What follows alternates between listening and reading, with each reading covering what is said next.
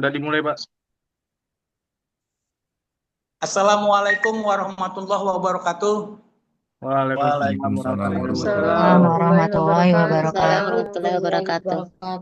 Sekarang memasuki ke minggu ke-6, minggu besok, minggu ke-7 terakhir, minggu ke-8-nya UTS, tanggal 31 Oktober. Ya, tanggal 31 Oktober.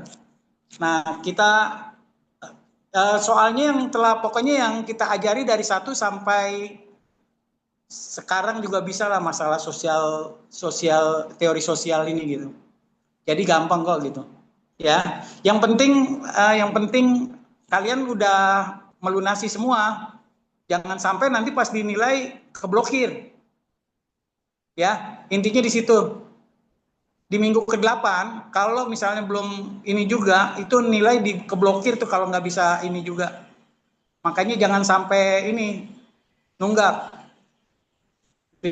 Ya, nanti biar dapat nilai juga, saya juga enak, mahasiswa enak, dapat nilai juga gitu kan. Kalau misalnya terlambat, saya bingung nanti masukinnya karena udah terkunci gitu di dalam LMS Unindra gitu ya. Saya ngasih tahu aja nih kalau belum bayar, tapi kalau udah bayar udah aman, ada nilai nanti. Jadi kita tanggal 31 seminggu lah, anggap tanggal 7 tuh minimal udah keluar gitu. 31 sampai seminggu depannya gitu. Saya akan kasih nilai biar cepat gitu. Itu ya, satu karena dikasih batas waktu seminggu penilaian. Yang hari ini siapa aja? Yang presentasi Necin, saya, Necin dan Nencin kawan-kawan ya. dan Ya, Suhesti Ningsih, Pak. dilanjut aja Necin, nanti kalau ini saya. Oke, Assalamualaikum. Dilanjutkan untuk materi sosial ini. Dipersilakan kepada Saudara Necin dan kawan-kawan. Baik, terima kasih Pak Dr. Renovian Rais atas waktunya. Mohon izin teman-teman, izin memulai. Bismillahirrahmanirrahim. Assalamualaikum warahmatullahi wabarakatuh. Waalaikumsalam Waalaikumsalam warahmatullahi warahmatullahi wabarakatuh. wabarakatuh. Warahmatullahi wabarakatuh. Selamat siang dan salam sejahtera untuk kita semua. Izinkan kami dari kelompok 6 ingin mempresentasikan hasil diskusi kami mengenai teori sosial Agus Homte dan teori siklus perubahan dari Pitirim Sorokin. Uh, Sebelum kami membahas dua tokoh besar ini, izinkan kami memperkenalkan diri. Penyusun dari makalah ini adalah saya sendiri, Necin Sunaria, dan Ibu Suhesti Ningsih. Next, Pak Ridwan. Nah, pendahuluan. Oke, sosiologi lahir dari kebutuhan manusia untuk memahami perubahan besar yang terjadi di dunia modern. Ketika masyarakat mengalami revolusi industri, urbanisasi, dan perkembangan teknologi, para pemikir mulai mencari cara ilmiah untuk menjelaskan fenomena sosial tersebut. Dari latar inilah, Agus Homte dan Peritim Sorokin muncul dengan teori mereka masing-masing. Comte yang hidup di abad ke-19 melihat perlunya ilmu baru yang bisa mempelajari masyarakat secara objektif, sama seperti ilmu alam mempelajari fenomena fisik, ya. Eh, Kemudian sementara itu, Sorokin yang hidup di abad 20 di tengah gejolak sosial akibat perang dan revolusi, ia menyaksikan perubahan budaya yang sangat cepat dan melihat bahwa perbedaan tidak selalu maju terus, melainkan mengalami siklus naik turun antar orientasi spiritual dan material. Itu pendahuluannya ya. Next, Pak Ridwan, slide selanjutnya. Oke, di slide ketiga, seperti saya katakan di awal tadi, kita akan membahas dua tokoh. Yang pertama yaitu Agus Homte. Ini ada biografi singkat dari Agus Homte. Yang pertama, Agus Homte ini lahir di Montpellier, Prancis pada tahun 1798 dan dikenal Iya, iya. Dadah, Gizi. Makasih ya, Ci. dan dan dikenal luas sebagai bapak sosiologi. Ia hidup di masa setelah Revolusi Prancis. Saat masyarakat sedang mengalami pergolakan, baik itu politik, ekonomi, dan sosial, pengalaman hidup di tengah kekacauan sosial itu membuat Homte bertekad mencari cara ilmiah untuk menata kembali masyarakat. Homte adalah seorang filsuf yang sangat berpengaruh pada zamannya. Eh, Kemudian ia juga memperkenalkan istilah sosiologi untuk menyebut ilmu baru yang mempelajari masyarakat dengan metode ilmiah. Dalam pandangannya, manusia dan masyarakat memiliki pola perkembangan yang dapat dipelajari dan dirumuskan dalam bentuk hukum. Ia percaya bahwa pengetahuan yang teratur akan membantu masyarakat mencapai kemajuan dan stabilitas sosial. Homte juga dikenal sebagai tokoh yang sangat menekankan rasionalitas dan keteraturan moral. Karena ia yakin ilmu pengetahuan saja tidak cukup tanpa adanya nilai dan tatanan sosial yang stabil. Warisan intelektual Homte menjadi dasar bagi lahirnya berbagai teori besar dalam sosiologi, termasuk fungsionalisme dan sistem sosial modern. Dengan demikian, memahami biografi Homte ini juga berarti memahami akar sejarah kelahiran sosiologi dan disiplin ilmiah. Oke, next, Bang Ridwan.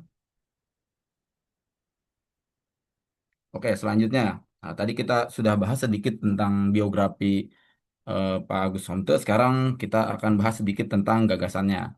Gagasan utama Homte terletak pada upaya menjadikan sosiologi sebagai ilmu yang setara dengan ilmu alam.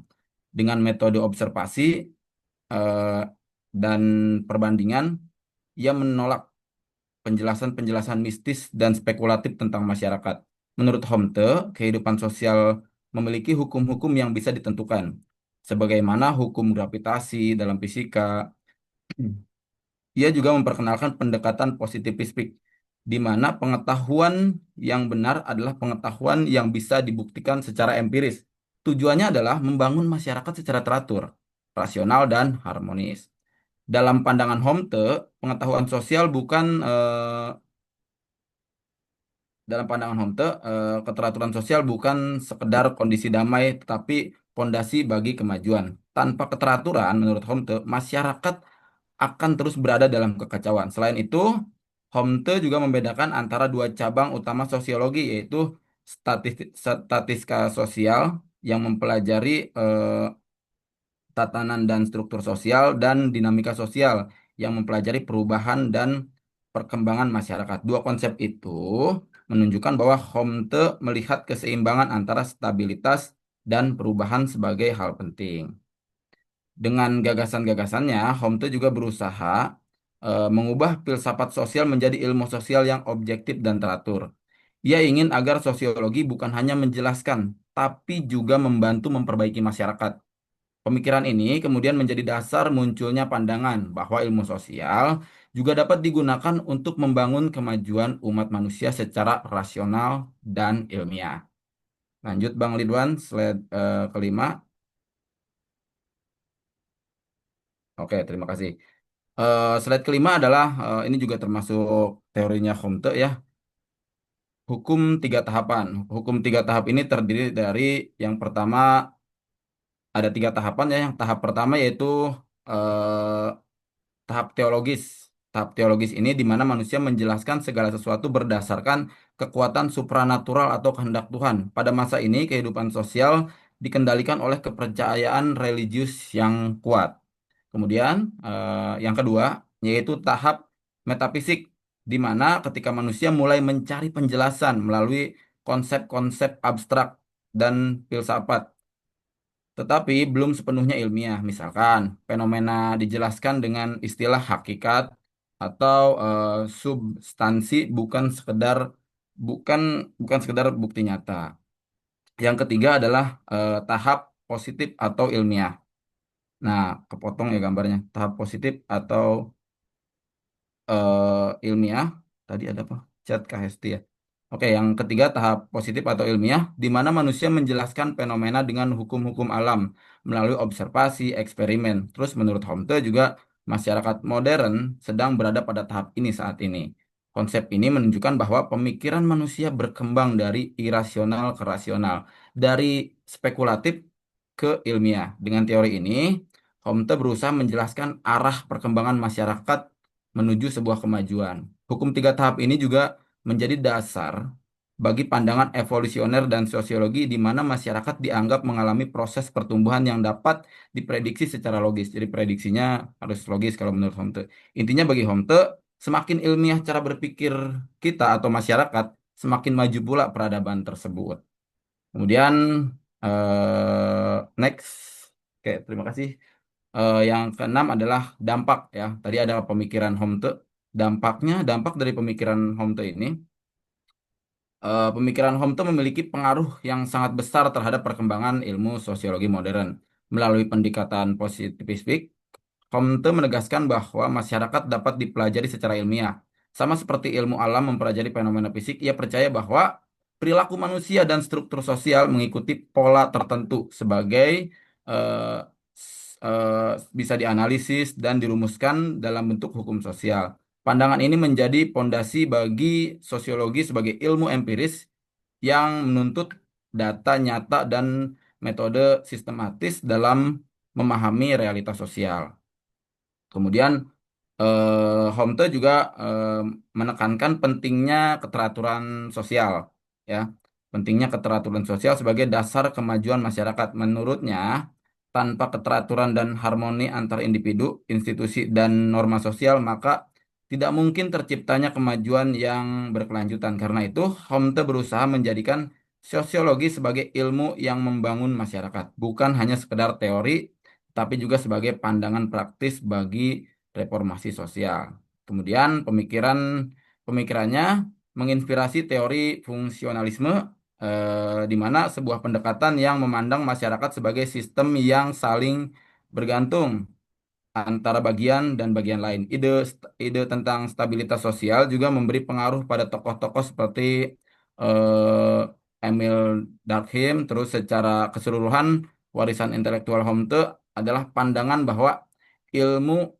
dan rasionalitas harus menjadi dasar kemajuan sosial dan bahwa setiap perubahan sosial harus berjalan beriringan dengan keteraturan agar tidak menimbulkan kekacauan. Baik, untuk slide selanjutnya akan dibacakan oleh rekan saya yaitu Ibu Suhestiningsih. Kepada Ibu Suhestiningsih saya persilahkan. Oke, terima kasih Pak Necin. Selanjutnya biografi singkat Pitirim Sorokin. Yang pertama itu dia lahir di Rusia tahun 1889 sampai 1968. Yang kedua, mengalami revolusi Rusia, pindah ke Amerika Serikat. Pendiri Departemen Sosiologi Harvard University, fokus dinamika sosial dan perubahan budaya. Lanjut.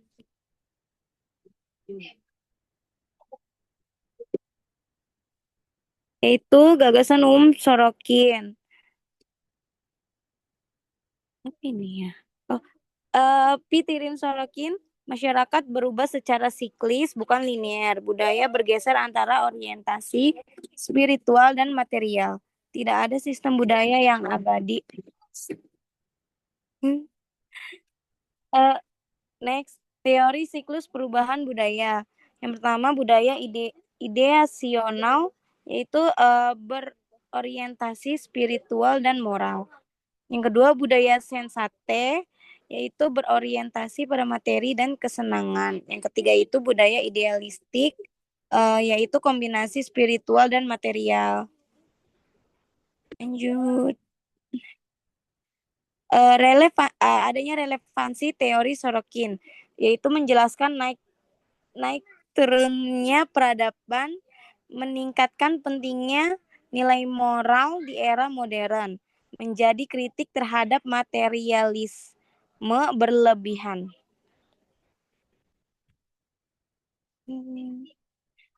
Perbandingan kedua tokoh dari Auguste Comte dan Pitirim Sorokin. Kalau menurut Auguste Comte itu yaitu perubahan linear menuju kemajuan. Terus dia fokus pada keteraturan ilmiah. Kalau Pitirim Sorokin itu kalau menurut dia perubahan siklisnya itu berulang dan Sorokin ini dia berfokus pada dinamika kebudayaan.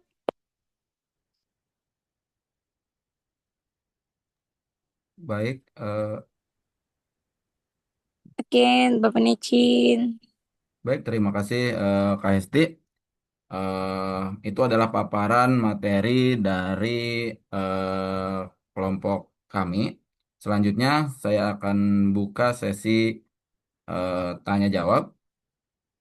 Untuk sesi tanya jawab ini kami buka menjadi dua termin ya. Termin pertama tiga penanya dan termin kedua kembali tiga penanya. Nanti mungkin teman-teman yang belum sempat mengajukan pertanyaan boleh membantu kami mencarikan referensi jawaban dan lain boleh menambahkan dan lain-lain. Baik, langsung saja. Mungkin di sini udah ada beberapa yang resen ya. Oke, yang pertama di layar saya ada Bang Ridwan Guci.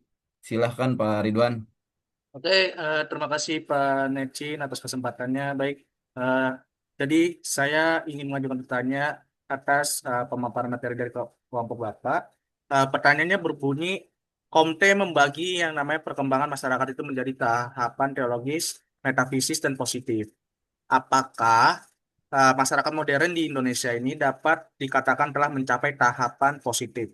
Jelaskan dengan mempertimbangkan fenomena sosial yang masih kental dengan kepercayaan mistis dan politik identitas. Terima kasih. Terima kasih Bang Ridwan, luar biasa pertanyaannya, sangat relate sekali dengan Indonesia dan kondisi saat ini. Baik, kita tampung dulu ya, ada satu pertanyaan dari Pak Ridwan, mohon bantuannya Kak Hesti, kita catat dulu ya Bang Ridwan ya. Baik, penanya kedua ada di layar saya ada Pak Muslihudin ya. Silakan Pak Muslihudin. Terima kasih atas waktunya.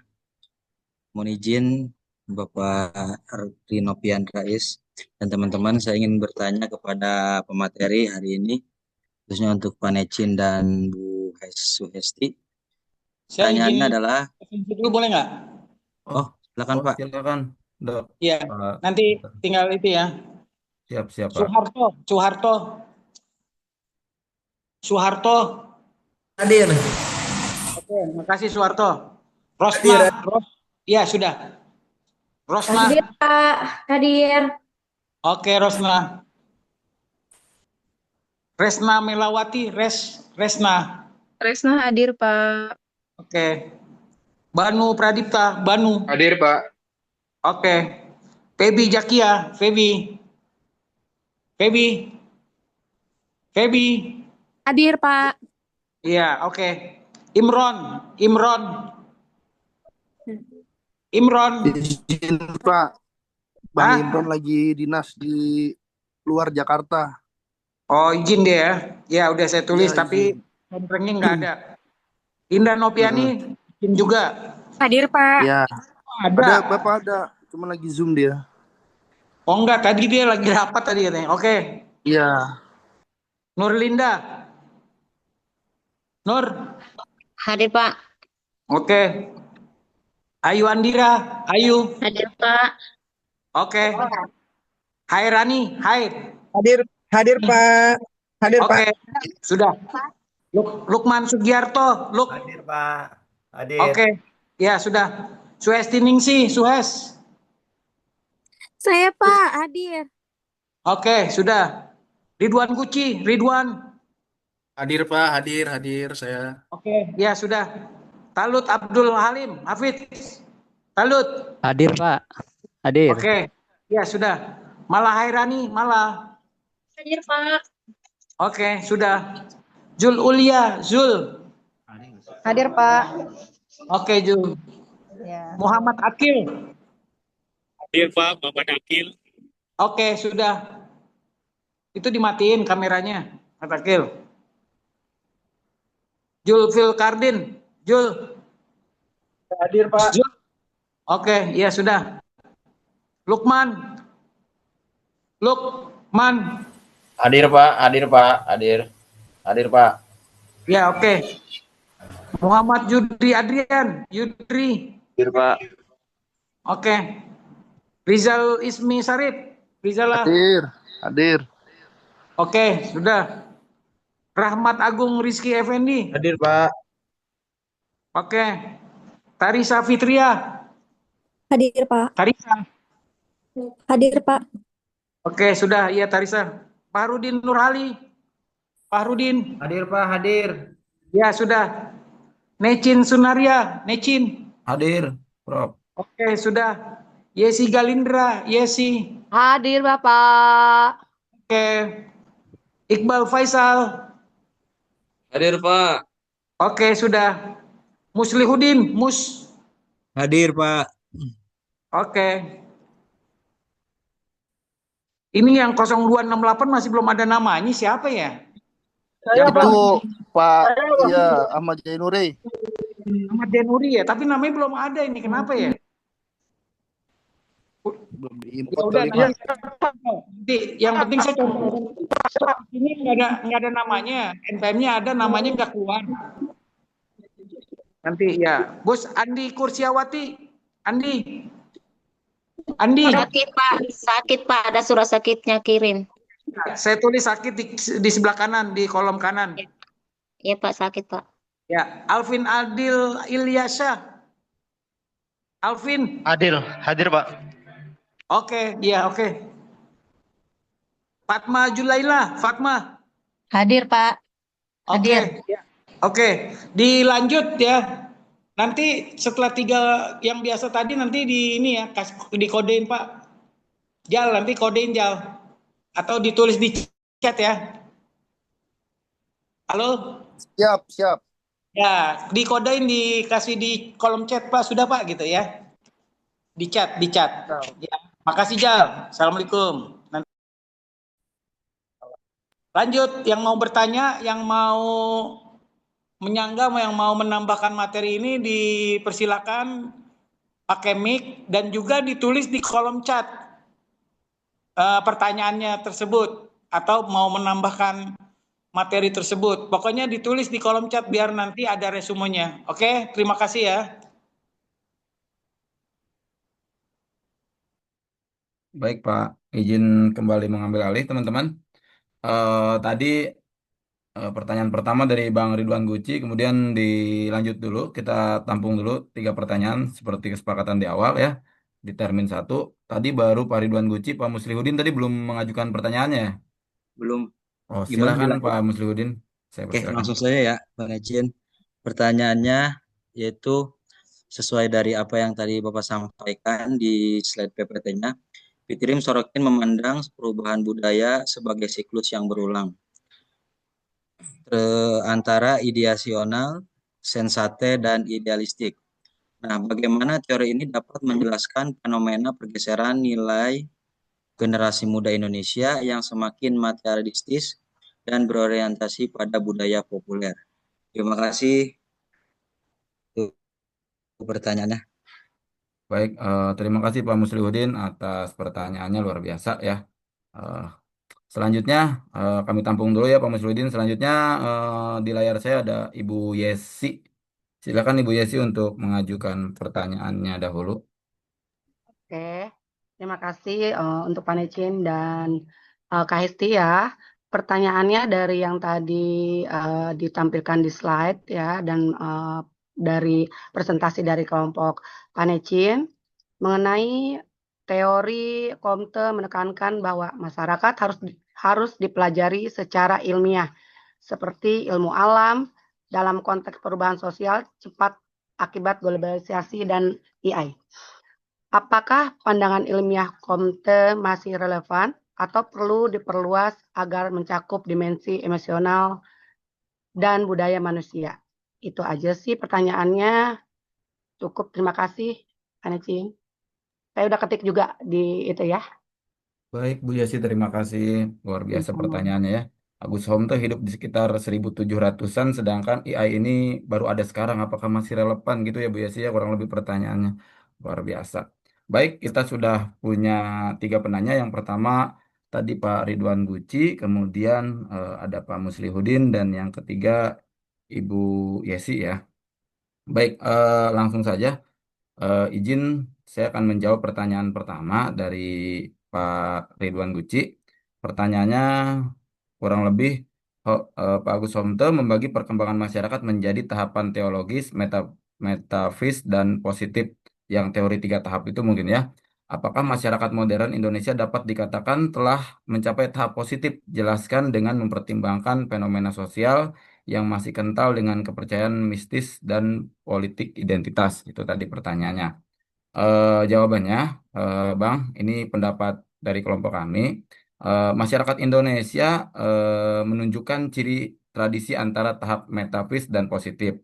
Rasionalitas dan ilmu pengetahuan makin diutamakan, namun ada unsur kepercayaan tradisional dan mistik masih berperan besar dalam kehidupan sosial dan politik. Contoh, masih ada, kalau di saya di Tanah Sunda itu masih istilah pamali itu masih sangat kuat Bang Ridwan. Oh jangan melakukan ini, pamali gitu kan. Entah di daerah lain namanya apa ya kan. Bukan dosa tapi kayak pamali gitu ya. Jangan berdiri di depan pintu katanya pamali, nanti jodohnya jauh. Hal-hal seperti itu di kampung saya masih sangat dipercaya. Eh, Sedangkan jika fenomena politik identitas menunjukkan bahwa masyarakat belum sepenuhnya meninggalkan tahap metafis, namun kemajuan pendidikan sains dan teknologi memperkuat arah menuju tahap positif. Jadi sudah lumayan ke arah sana Bang Ridwan, walaupun masih tahap metafisnya tadi masih lumayan kuat ya. Kemudian di mana masyarakat menilai sesuatu berdasarkan fakta bukan keyakinan semata. Mungkin itu jawaban dari saya. Mungkin teman-teman yang lain ada yang mau menambahkan atau mau menyanggah. Persilahkan atau Kak Hesti Bisa mungkin mau saya menambahkan. bisa saya tambahkan, Pak? Oh silahkan Bu Nurlinda. Silahkan, silahkan. Ya. Bismillahirrahmanirrahim. Assalamualaikum warahmatullahi wabarakatuh. Saya tambahkan sedikit dari pertanyaan dari Pak Ridwan mengenai komite membagi perkembangan masyarakat yang menjadi tahap teologis, metafisis, dan positif. Apakah masyarakat modern Indonesia dapat dikatakan telah mencapai tahap positif yang jelaskan? Nah, di sini dari penjelasan mengenai masyarakat modern, yaitu bahwa masyarakat modern itu Indonesia berada dalam transisi yang kompleks antara tahap metafisis dan tahap positif dalam teori komite, tetapi belum sepenuhnya mencapai tahap positif. Nah, adapun di sini tahap perkembangan masyarakat menurut komite, yaitu komite menjadi perkembangan masyarakat menjadi 3 tahap. Di antaranya ada teologis. Nah, penjelasan dari teologis yaitu penjelasan fenomena alam dan sosial didasarkan pada kekuatan supranatural seperti dewa-dewa atau roh. Nah, kemudian yang kedua yaitu adalah metafisis. Nah, penjelasan dari metafisis yaitu didasarkan pada konsep-konsep abab dan kekuatan gaib. Nah, sedangkan yang ketiga adalah positif. Nah, penjelasan dari positif yaitu adalah penjelasan didasarkan pada fakta empiris, hukum-hukum alam, dan pemikiran dan ilmiah. Nah, adapun kondisi masyarakat Indonesia pada saat ini yaitu adalah kemajuan ilmu pengetahuan. Ya, diantaranya adalah teknologi. Indonesia telah mencapai kemajuan signifikan dalam ilmu pengetahuan dan teknologi dengan peningkatan akses terhadap pendidikan dan informasi. Nah, itulah dari tambahan jawaban dari kami. Sekian dan terima kasih. Assalamualaikum warahmatullahi wabarakatuh. Waalaikumsalam warahmatullahi wabarakatuh. Luar biasa Kak Nurlinda pandangannya ya terkait teori home Pak tool Necin, sepertinya Banu, sangat Pak Necin komprehensif. mau nanya. Oh iya, Pak Banu. Silakan Pak Banu. Ini Pak gue star Necin kita nih. mau nanya. Bukan, tadi Pak Necin kan ngomongin tentang soal pamali dan sebagainya. Itu kan dianggap sebagai sebuah kepercayaan ya Pak. Kalau saya kok punya pandangan lain ya Pak. Itu tuh jatuhnya kayak adat, Pak. Adat, adat, dalam lingkungan lah atau sistem kebudayaan. Eh, Sepertinya contoh kalau pamali itu kurang tepat ya Pak. Gitu Pak. Tolong dipertimbangkan lagi mungkin Pak pandangan saya. Terima kasih. Eh, Baik Pak Banu. Ya benar ya kata Pak Mali itu lebih ke kepercayaan tradisional mungkin ya Pak Banu ya. Karena di satu tempat dan tempat lain mungkin ada perbedaan mungkin ya. Dan kebetulan tadi saya contohkan contoh-contoh yang memang masih ada di daerah saya. Terima kasih Pak Banu pandangannya. Ya mungkin kalau kalau saya lebih cocok mungkin contohnya lebih ke budaya Bali ya Pak. Maksudnya Mm-mm. agama Hindu dan Hindu Bali itu kan dua hal yang berbeda, Pak. Hmm. Atau kalau Jawa, Islam dan Kejawen. Oh Nah, itu iya iya mungkin iya. lebih apa ya, lebih cocok ke situ kali ya. Jadi Islam dan Kejawen, Hindu dan Hindu Bali itu kan sebuah budaya dan kepercayaan yang yang mungkin lebih lebih cocok buat dimasukkan Analogikan. daripada kalau orang Jawa kan jangan keluar sore-sore gitu, atau jangan duduk di depan pintu nanti apa Itu jodohnya berat gitu. Itu kan menghalangi adab jodoh. jatuhnya. Benar benar benar Iya, benar. Iya.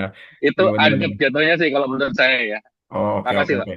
Oh mungkin yang tadi ya yang terkait analogi atau mencontohkan ya saya tadi menganalogikan dengan hal pamali. Ya mungkin jika lebih menelisik lebih dalam mungkin di tanah Sunda juga ada. Nanti pasti Pak Lukman muncul nih. Biasanya kalau ngomongin Sunda Pak Lukman muncul. Di kita juga ada Sunda Wiwitan mungkin ya Pak Lukman ya. Ini udah senyum-senyum aja saya lihat nih. Udah gatal. Gimana Pak Lukman? Ya, kalau begitu saya menambahkan dah. Nah, Kalau kalau bahasa seperti itu kan diambil dari turun temurun. Itu warisan budaya, Pak. Kita harus bisa membedakan karena betul kata Pak Banu tadi, Hindu dengan Bali itu berbeda. Agama Hindu dengan Bali itu berbeda. Karena Bali itu dia mengkentalkan budayanya. Kebetulan mayoritas agamanya Hindu, mungkin itu. Nah itu sama di Sunda juga. Jadi pamali itu bukan suatu apa hukum gitu kan. Itu hanya kebudayaan yang diturunkan dari turun temurun. Mungkin itu saja. Terima ya Pak kasih. Lukman. Luar biasa pandangannya. Terima kasih Pak Banu. Terima kasih juga ya. Saya luruskan lagi mungkin nanti ya Pak Banu. Mungkin tadi analoginya kurang relate. Thank you Pak Banu. Luar biasa Terima kasih, Pak. tanggapannya Sama-sama, ya. Pak. Ya. Ada lagi mungkin teman-teman yang masih mau kita lanjutkan di pertanyaan milik Pak Ridwan ini. Oh, sampai saya lupa negor Pak Ridwannya. Pak Ridwan bagaimana nih? Ada tanggapan dari Pak Banu, Pak Lukman, dan Kak Nurlinda mengenai pertanyaan Pak Ridwan terkait fenomena sosial yang dihubungkan dengan teori Agus Homte, Pak Ridwan. Oke, terima kasih Pak Necin. Jadi atas jawaban dari kelompok Bapak sudah cukup memuaskan dan juga terima kasih teman-teman atas tanggapan-tanggapannya. Saya izin disclaimer terlebih dahulu, Bapak Dr. Rais sudah 30 menit Pak untuk rekamannya. Jadi bagaimana Pak?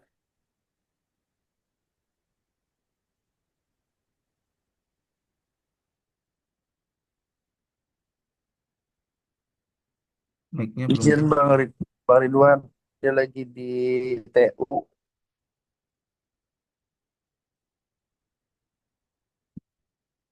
Kata Bapak matiin aja.